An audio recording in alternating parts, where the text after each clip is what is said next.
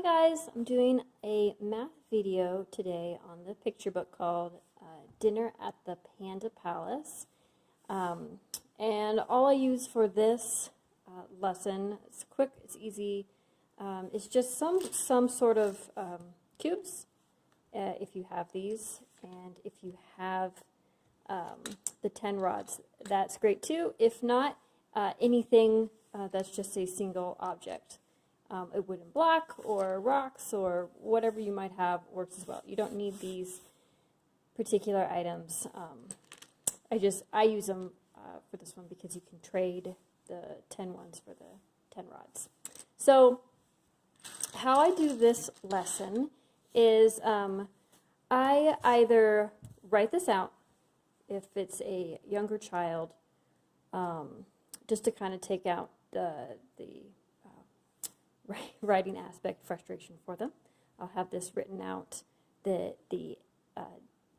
animals that come to the diner, and then how many of them are there. So in this story, I will read it, and we'll play along as we read the book.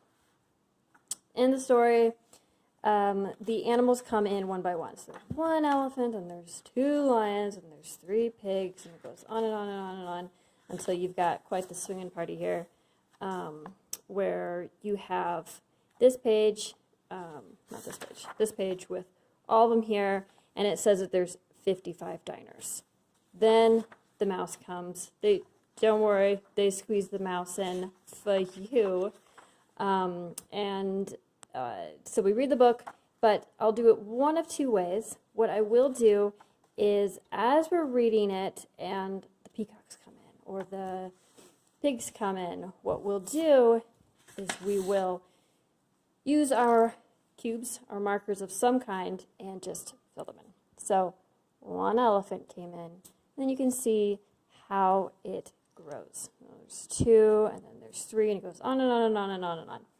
And in the end, what I do is, how many different ways can we group this to count them up? So if I do first, we've got some of these, we get them coming along, and then we eventually are going to get 10 of these, and once they do, they can choose to trade up. This is just one way to count it. And there's going to be a bunch of different creative ways. So you go, okay, we got 1, 2, 3, 4, 5, 6, 7, 8, 9, 10. Would you like to trade? Yes. And I can take these out, put this one in. You got a 10 rod. Or they can just count them, or they can group them in 2s, or they can group them in 5s, or they can, however they do it, just kind of use the manipulatives to move them around.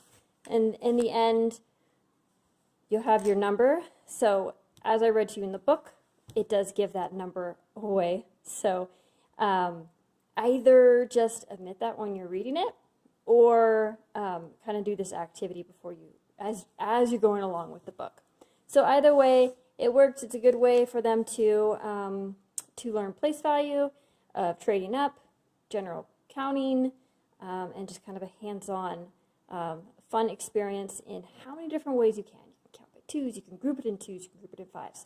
So have fun with it, and it's a cute story, and again, a nice way to get kids to be interested in math, to find it appealing, and that it's not scary, and that it is indeed fun.